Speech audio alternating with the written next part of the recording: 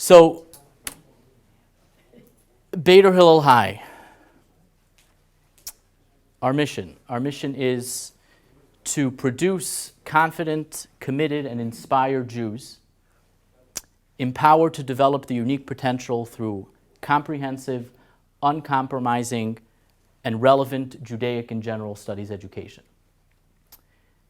And when you have a mission, it's critical to ask oneself continually, how are we doing? How can we achieve our mission and be aligned with our mission ever more powerfully and ever more effectively?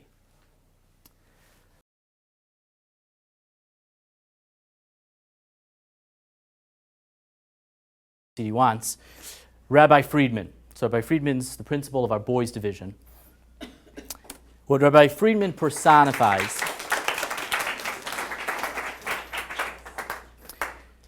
as part of our mission, our teachers, and of course it needs to be led by our leadership, are passionate and talented educators who have a deeply held belief in the abilities and potential of every student, and who have demonstrated success in guiding and inspiring young men and women and adults. So Rabbi Friedman personifies both this deep belief about each of his students and indeed his ability to inspire them as they inspire him. And he is a big part of what we do and how we do it. And thank you, Rabbi Friedman.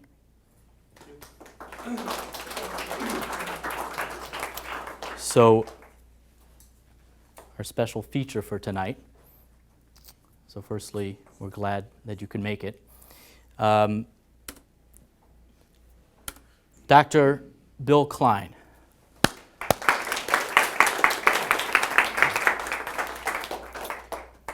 So Dr. Klein, a short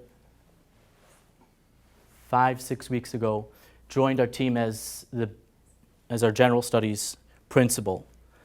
And as Bader Hill High rapidly matures, I feel like Dr. Klein is knocking the school into us. He's taking an exciting program. He's taking a great group of teachers, a great staff, and with his decades of experience leading some of the best schools in the state. When we first met Dr. Klein, we immediately saw why his leadership and his experience would truly allow us to develop both the administration of the school, the educational program of the school, to indeed be commensurate with an institution of our stature and of our mission. So Dr. Klein, a big welcome, and we're excited to hear from you.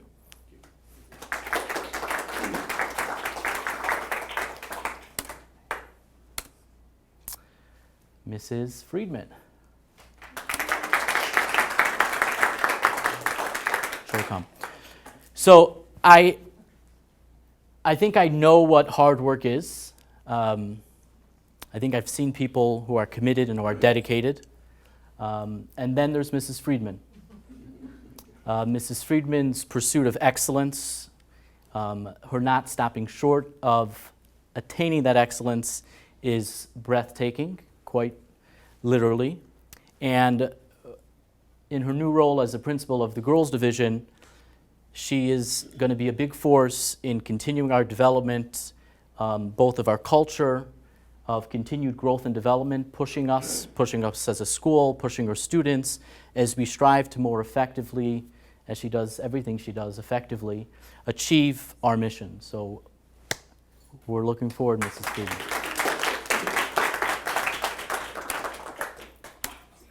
And then there is Mrs. Bassman.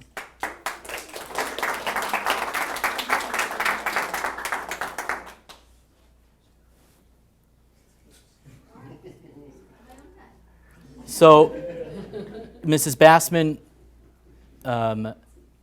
very much mothered and birthed our girls program, and I'd like to call her our North Star. I know that she will hold and continue to push the school to what we know is our truest value and our mission, inspiring each of our students, believing in each of our students. And I think that you will continue to be the driving force behind cultivating this culture of honest reflection, iterative growth amongst, I think, primarily your students, the staff, and administration as we continue and continually grow. And with that, I will ask you to take it away.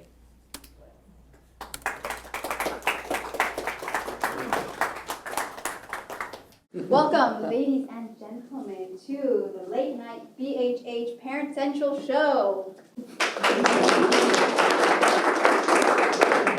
I am your host tonight, Mrs. Ilana Bassman, and we have quite a lineup of celebrities tonight.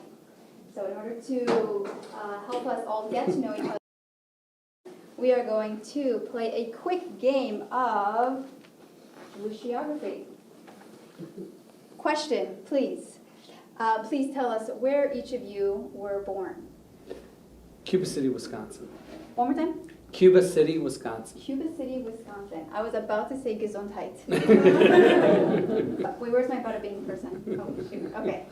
Alrighty. Does anybody know anybody from Cuba City, Wisconsin? No. I think this may be the first time in history. Okay. Passing it on to you, Rabbi Friedman. St. Paul, Minnesota. St. Paul, Minnesota. Anybody have any cousins in St. Paul, Minnesota? Perhaps a brothers, uncles, sisters, wife? There we go. Thank you. I didn't know that. Oh, I didn't know that one. Okay. My mother's still there. There you go. All righty, Mrs. Friedman. Brooklyn, New York. I bet no one's ever heard of Anybody ever been to Brooklyn? Get out of here. All righty. Okay. Let's get down to business. So, as your host, I will be asking you a few questions, okay? First one, please share with us at least one key experience that you've had over your course of educating many youngins, that this experience helps shape your educational approach. Go ahead, Dr. One? Okay. I think it would have to be my family. My parents were not highly educated people. They graduated from high school, but they raised 14 children.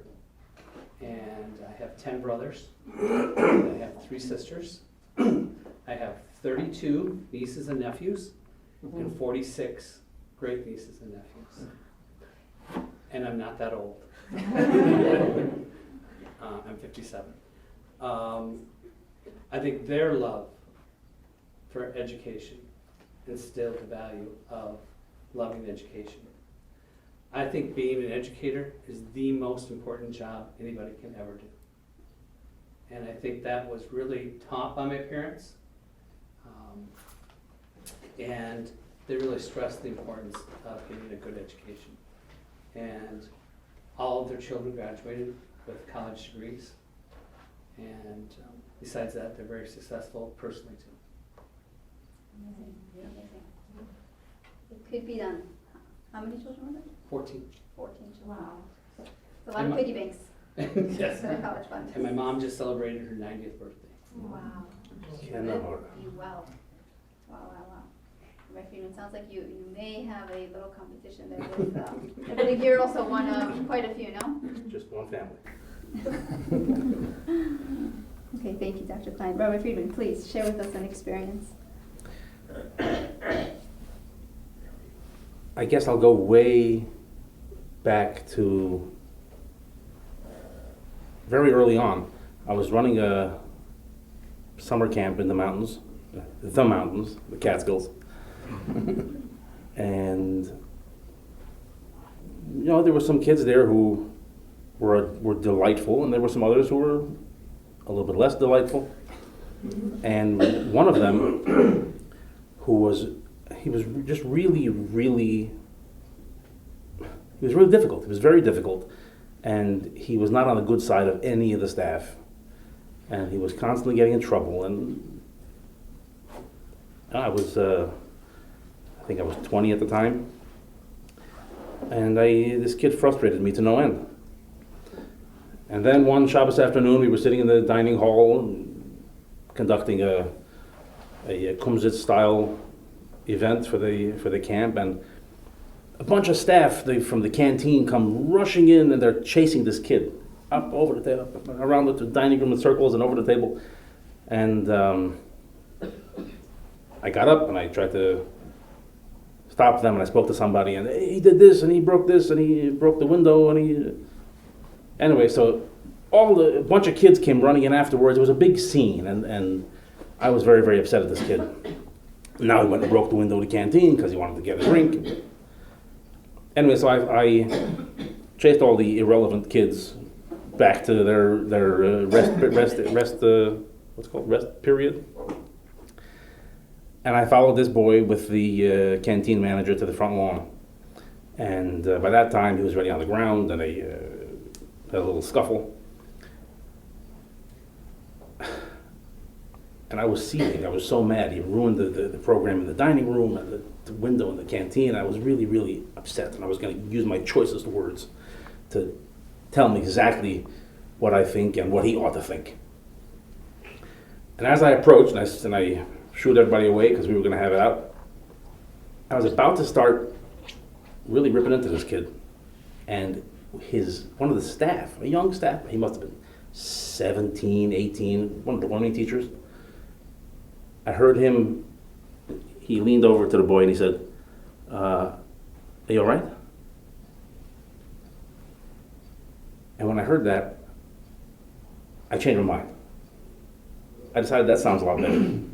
That's a much better way to go at it. And I sat down on the lawn next to the kid and started talking, and we had a great conversation. And it turns out he told me about kids are teasing him. He walks with a limp because of birth defects, and they make fun of him. A whole story of what this kid's been through for years. And Baruch Hashem, the conversation went from one thing to another, and we got to a really good few minutes of, I am the way God created me, and this is the way I'm supposed to be, and it's nothing to be ashamed of, and everybody has their thing, and those kids, if they don't understand, then it's something they have to work on. Really, really productive and good conversation. The first experience like this in my life, but a very, very meaningful one, and it taught me a lot about listening. Everybody has something to say. Everybody has a story. Everybody has a history, and everybody is the way they are and wants the things they want for a reason. And it's so important to listen. And that was the beginning. That was beautiful. Thank you. Mrs. Friedman, please share with us. Thank you. I'm trying to think how many years ago. I want to say about 25 years ago, when I was somewhere in my early years of teaching, and I had everything down pat. My students were learning the most in the school. Everything was systemized, and they got everything going. And they knew they come to my class, and I mean business, right? And then one day, I don't remember. I can't remember exactly how it happened on this story. I don't know if I read in Chicken Soup for the Soul, or if it was somebody who told it to me. I don't even know if it's true. I think they don't know if it's true till this day. A story about this little girl who was born with a cleft palate, was deformed and deaf in one ear, and just picked on, a very easy target for her classmates. And she'd go to school day in, day out. The one thing she dreaded most was the hearing test, because what they would do back then is they would whisper into your ear, and if you could say what you heard, then you passed the hearing test. But she was deaf in one ear. Not everybody knew about that. And she tried to compensate with whatever she can. And that dreaded day came, and she came up to the teacher, and what she did is that she closed that ear, the good ear, but we've all done this, like when you try to blindfold and you peek out, right? Nobody ever peek out of blindfold. She didn't do it all the way, and she heard what the teacher said. And she said those 7 words changed her life forever. This teacher, Miss Leonard, who was the most popular, the coolest teacher in the school, said to her, I wish you were my little girl. And those words changed her life forever. And she says that the way it's reported is that she said that, where here she was a child who was never going to get very far, and they say she wrote a book or a claimed teacher. I'm not sure which part of it is true or not true. The bottom line is that completely changed my teaching style from that day on. It was just all about how do we take everything that we want to get into the children. Everything was exactly in that square and in those systems, but all it takes is really the love. And so that became the approach since then. And it's a lifelong journey. Still working on it. For $1.99, you can buy that audio, I Wish You Would Be My Little Girl, and you can have it as a source of inspiration. Okay, alrighty. So now let's get into some nitty-gritty. In your opinions, please share with us, what do you think is missing in the school landscape nowadays? These are all beautiful, the experiences, stories that you draw from, but where do you see the education of today? What is it missing?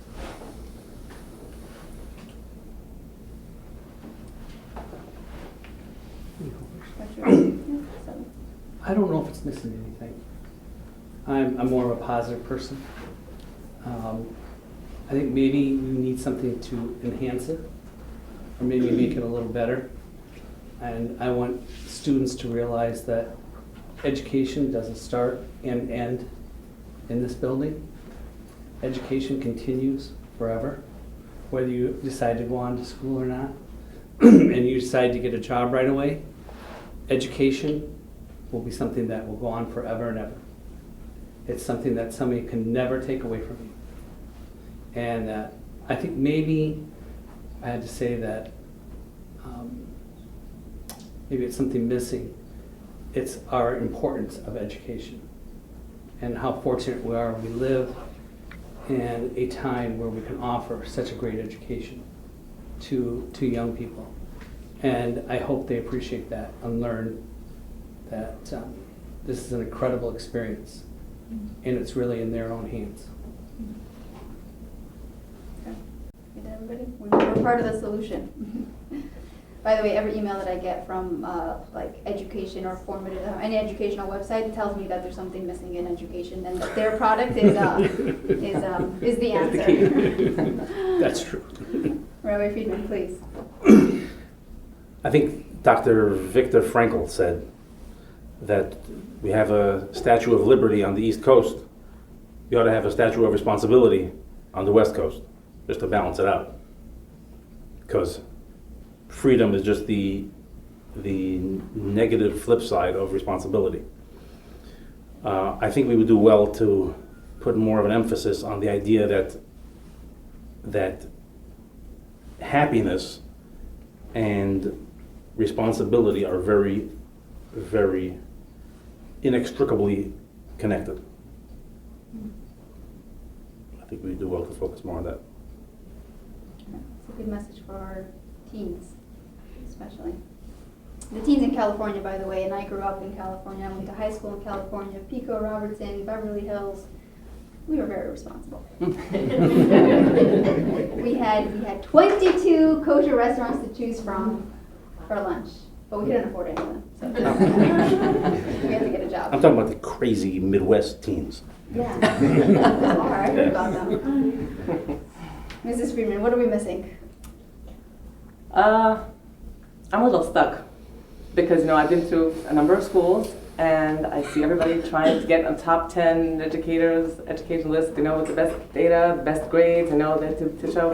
And sometimes you lose sight of the whole child. A little bit of that love is what I really, that's what I don't know if it's missing, but I want to turn it up a notch And it should manifest itself in all of us and in our students as a love for Torah, a love for Hashem, a love for Yiddishkeit. That's what I'm focused on. There you go.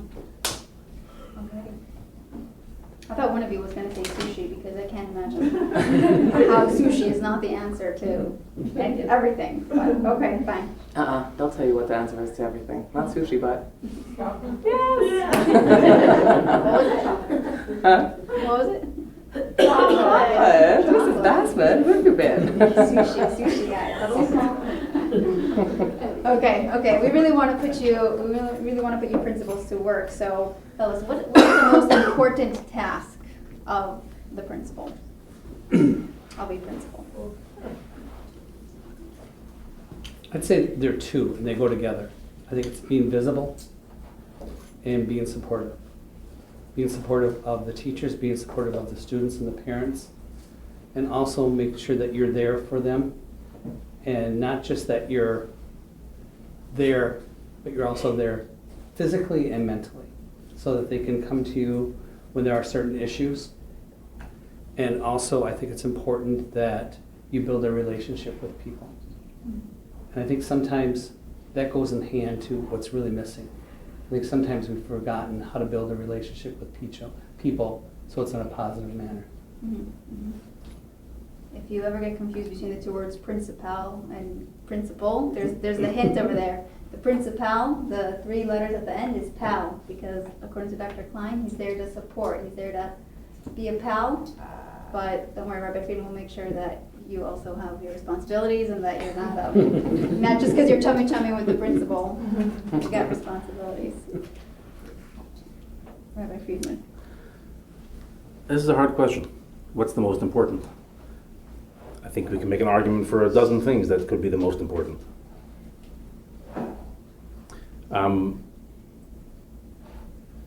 Certainly one of the most important things that a principal needs to do is hire on good people. Quality teachers, good staff, and I mean, without good staff, I don't know. I think my most important job is to hire good people. I'm going to cheat. I'm going to say the same thing. I think that got all the great things in place, all the great vision. Got to surround yourself with the right people and the great staff to implement. So One of the trainers from be behind. I'm going to scoop on. Let's get another answer here. Sorry. Rabbi Hal Klestrick, he's now running a school in Virginia. He's a very impressive resume.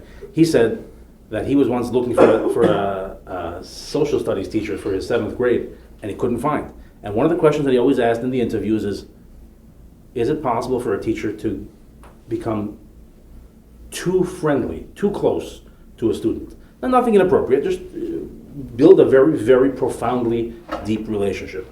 And if the answer to that question is yes, then he wouldn't hire. It was a litmus test. It was automatic no. And he could not find a 7th grade social studies teacher. And he said he had people who he interviewed, and they gave the wrong answer to this question, and he would not hire them. And he said, I was starting to brush up on my 7th grade social studies because I was going to take the class myself. And then he found somebody. With the right social skills With the right social skills. for social studies. So They missed that part. They're focusing on the studies, not the social part. Okay, this feels a little bit like speed dating. We're going to throw in a quick question. Chocolate or vanilla? Neither. I can't have sugar. Sugar-free, gluten-free, fat-free, Probably chocolate. taste-free. Chocolate. Chocolate? Get Dr. Klein some taste-free chocolate ice cream. Chocolate or vanilla? The difference is a myth. They taste the same. They're exactly the same. You don't believe they're really different. Such Talmudic answers It's from like these guys. Coke and Pepsi. No, chocolate for sure. Chocolate definitely. answer for me, will Heaven you? forbid. Chocolate with some hot chocolate on top and some other chocolate to go with chocolate chips. I was hoping somebody would say vanilla. Can somebody please get me some vanilla ice cream over here? Okay, but another speed dating question. Describe your leadership skills. Go. I mean, sorry, not your leadership skills. Your leadership style. The style. Listening. Listening. I think that's the key. to be an effective listener, and let other people lead. Okay, thank you. Seek first to understand and then to be understood. Seek first to understand and then be understood. Don't look proud. I won't piggyback again. Okay. I like to set up systems and programs that take a life of their own. Like where I could just be behind the scenes and it just everybody can be their own leader there. And It's like all those things that look like they just run so smoothly. It's Mrs. Friedman really behind the scenes, making sure they're all in place. Okay. Alrighty, I think we have a short slideshow that we're going to move to. And I will get up and do that. Usually late night show hosts have.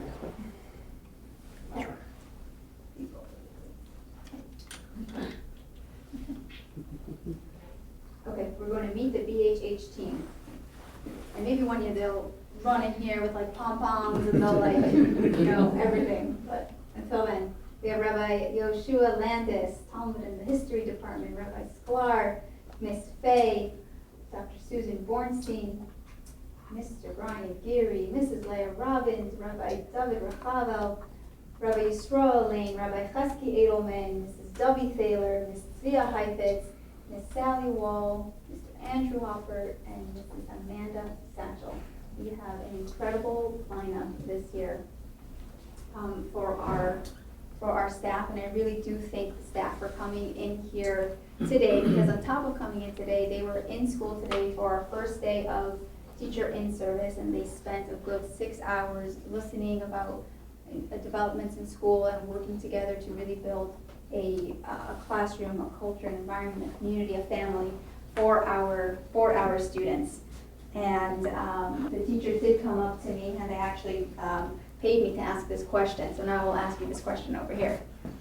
So our teachers wanted to know, if you had $100,000 to spend on teacher appreciation, which we might come up with a big giant check right now, how would you spend it on teacher appreciation, and why would you spend it that way? This may seem selfish, but I think I would ask the teachers, what do you think we could do to make this school better with that money? And I think that's a good way of showing appreciation to teachers and letting teachers appreciate what we have here. Very nice. Mrs. well, Friedman. you're gonna know, well, I would send them somewhere. All expenses paid. What else? Sushi. Sushi, of course. Chocolate drizzled sushi. But yeah, that would definitely be nice. Good. Listen, we have all flavors here in BHH. Reverend Friedman. There just might be a check that might come out. So I hate to kill the energy, but we'd probably call a meeting and have a conversation and say, we have this big check. What do you think we should do with it? Get everybody's ideas and schedule another meeting. all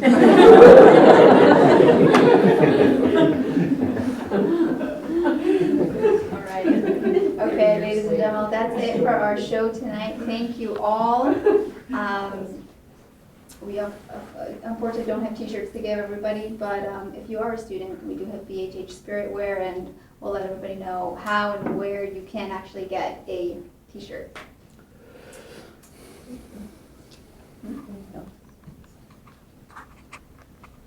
All right. I'd like to pop a question. What's something new that's going to be happening at Beaver Hill High you'd love to share with us tonight?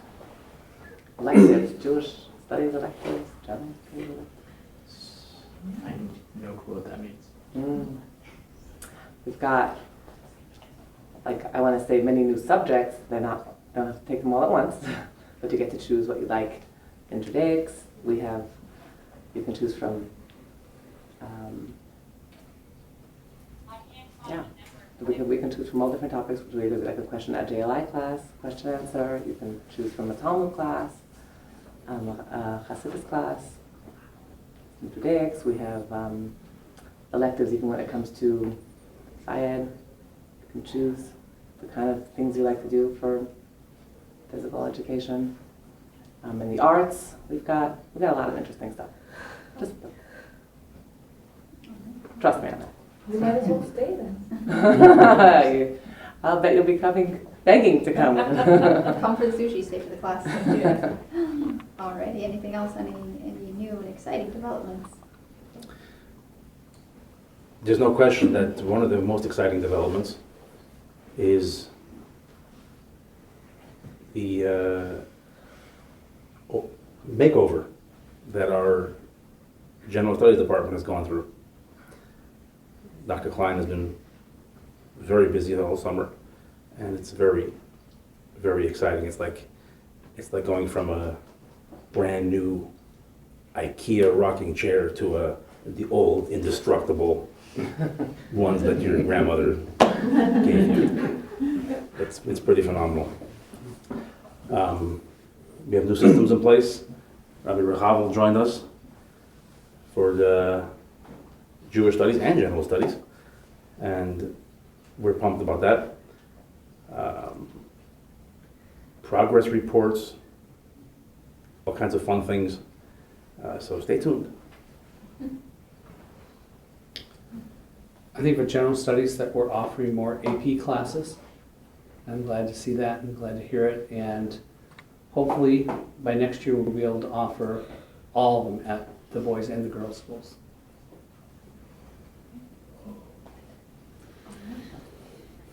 Parting words. What was that? Parting words. Parting words? Parting words, because we know first day it's all over. So what are your parting words? Only the beginning.